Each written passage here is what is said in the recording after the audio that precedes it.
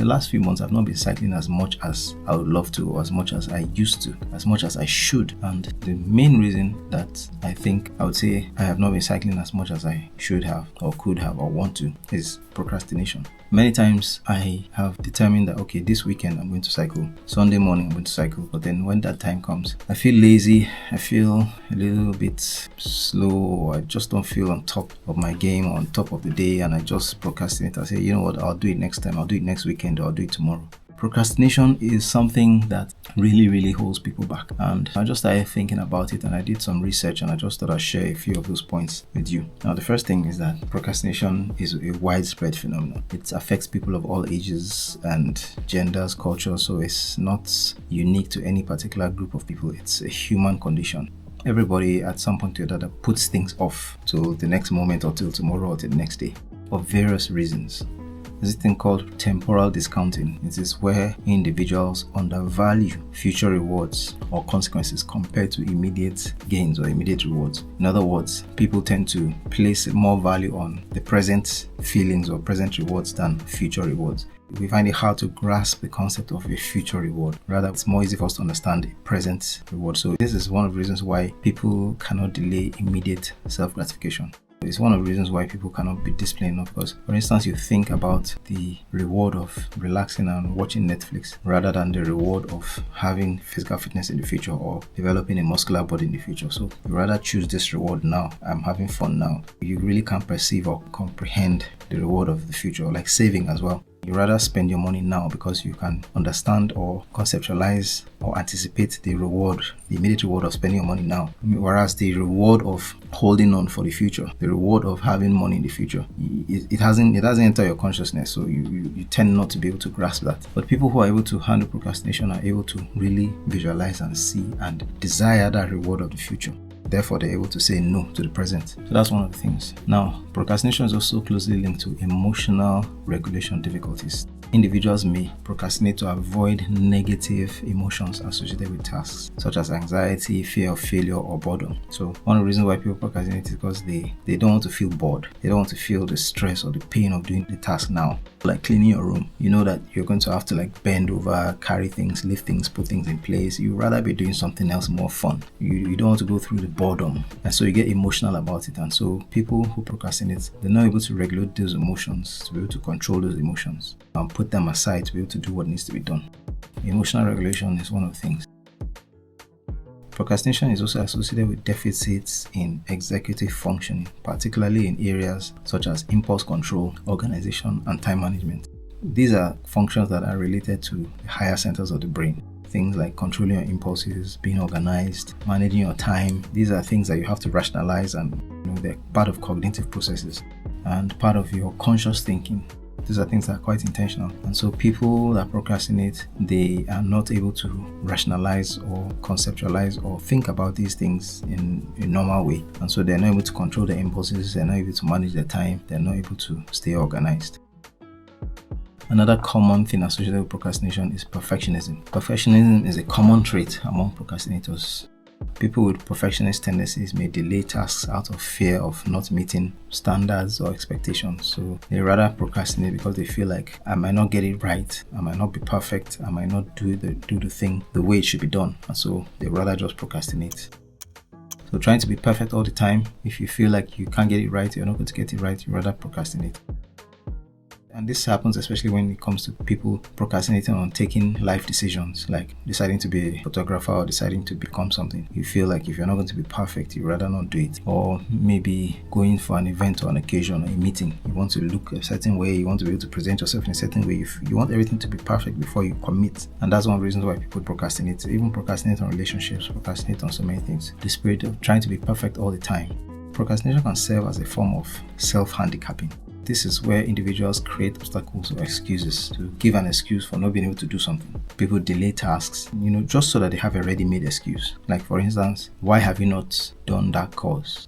Maybe they're supposed to pay for it. Keep procrastinating the payment. And then when somebody asks you, why haven't you done the course? Oh, I didn't meet the payment deadline. Or procrastinating about fixing your bike, so that if anybody asks you, why are you not cycling yet? You say, my bike is not yet fixed, just so that you have an excuse not to do something. So that's what is termed self-handicapping. And another thing I discovered was that there are different procrastination styles. So that's what they call arousal procrastination. Arousal procrastination is seeking the adrenaline rush of last-minute deadlines. This is very common in academic settings, where you're supposed to be reading for an exam, and so you now delay. You wait until the last minute, maybe like 3 days to the exam, then you now start rushing. By then adrenaline is pumping because you're like, if I don't read, I'm going to fail this exam. And so some people intentionally delay or procrastinate on doing certain things because they want to leave it to the last minute so that there's an adrenaline rush. I know a lot of people like that, people who cram for exams. Even myself, I've done that sometimes. Like maybe there's a documentary I'm editing, a video I'm editing, I might procrastinate because I know that, okay, when it comes to the last 72 hours, 3 days before the deadline, I'm going to give it my all. I'll sacrifice sleep, I'll do everything just to get that adrenaline rush will help me to just push through.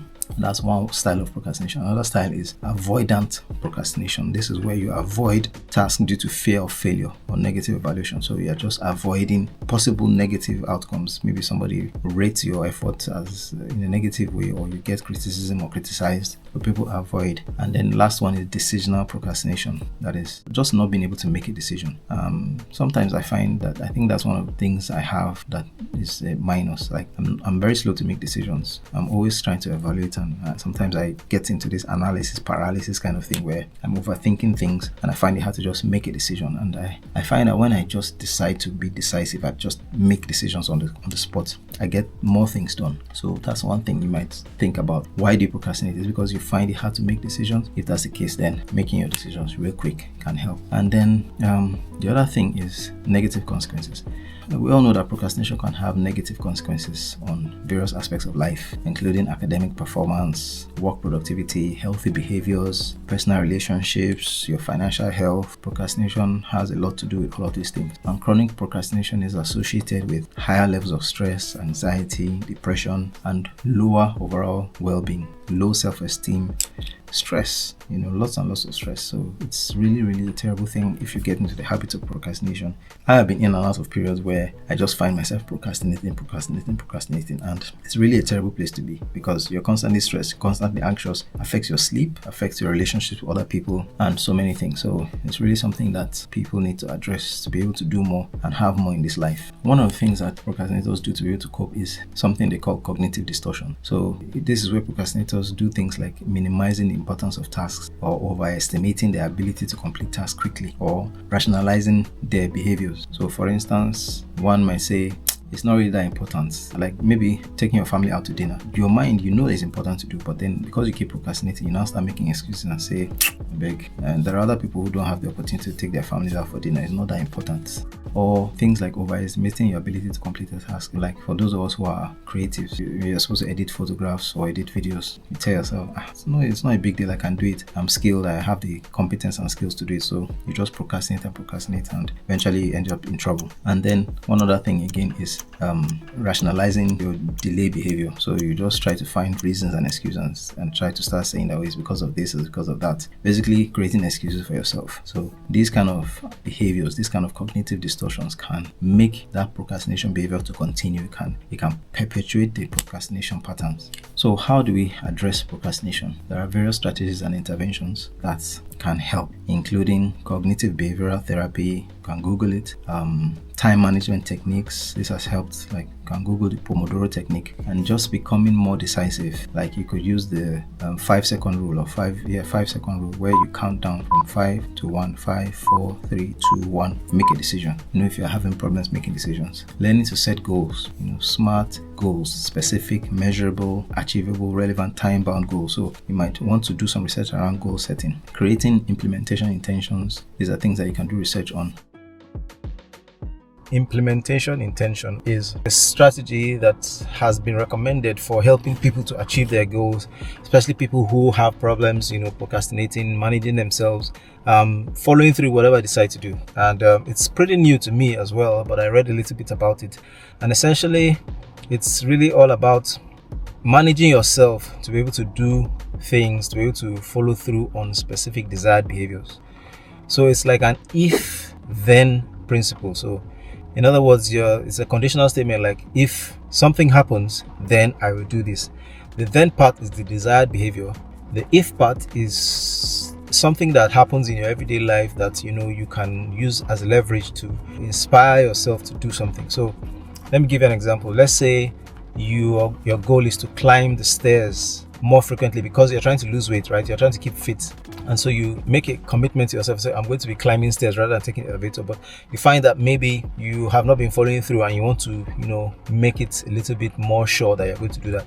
So you put up this statement and say, if there are stairs, then I will climb them. So it's a psychological trick. It was discovered by a psychologist. I'm not sure of his name right now. I'll probably put the name on the screen. But essentially, when you have a list of those kind of behaviors, let's say you want to read more books, you want to do more reading. So you tell yourself that if I go to the toilet to do number 2, I will go with a book. Or if I wake up in the morning by 6, then I will go to the gym. Or if I wake up in the morning by 5, I'll go to the gym or something. So you tie your desired behavior to a conditional situation. Now, just to be sure that I'm not misyanning, I'm going to read a little something out so that we can see what I'm saying. So I'll read it out and then I'll give you some examples. Behavioral scientists call it implementation intentions. So implementation intentions are specific plans for behavior. And there are a lot of studies that show how effective implementation intentions can be. A lot of studies have shown that they are really simple to create and very effective. So just by setting a specific plan for your desired behavior, you're more likely to follow through. So let me give you an example. Implementation intentions usually take the form of, if a situation A occurs, then I will do X behavior. The situation then becomes a trigger for the behavior when it comes up in real life, when the situation comes up in real life. So let me read some other examples. If I ever drive around and find myself trying to park, I will park in a spot that is farthest away from my destination. That is because your goal is to walk more, to increase your physical activity. So you say, okay, when it comes to parking, rather than trying to park right at the very entrance of ShopRite, I will park at the furthest end so that I do some more walking. If I wake up tomorrow morning by 5 o'clock, then I will put on my shoes and go for a run. If I'm feeling tempted to eat a cookie, then I will put a tape over the lid of the cookie jar. If I go to a restaurant and there are fried things on the menu, then I will order something else. If I finish brushing my teeth, then I'll take my medications. If I'm about to shower, I'll weigh myself on the scale. If there are stairs, I will take them. If I'm working and I need to stretch or take a break, I will do 10 press-ups. So that's essentially what implementation intention is all about, and it's worth exploring, it's worth reading a little bit more into, and comes highly recommended in trying to tackle procrastination and trying to improve your efficiency and hit your goals a little bit more. Practicing self-compassion. So sometimes you have to just be your own friend and really analyze and say, what are these behaviors I'm doing that are not helping me? And just decide to turn it around and say, look, I am my best friend. I need to be my best support. And the best way to do that is to get things done. Research suggests that when you combine all of these multiple approaches and you tailor it to individual needs, because everybody is different and there are different reasons why different people are procrastinating. But when you analyze all these things and you find the intervention that suits you best, you can really begin to work on procrastination. With that, I hope that I've made you think a little bit about this thing called procrastination, and if there's anything you're procrastinating on in your life, you might want to think about it, have a rethink, and try to get more decisive, more action-oriented, more results-oriented, and just don't delay anymore. Go out and do that thing. Go out and buy the bicycle, fix your bike, get on the road and start cycling like I have, and I hope that you will be the better for it. Till the next time, remember, you can always be more, do more, and have more. Catch you on the next episode. Peace.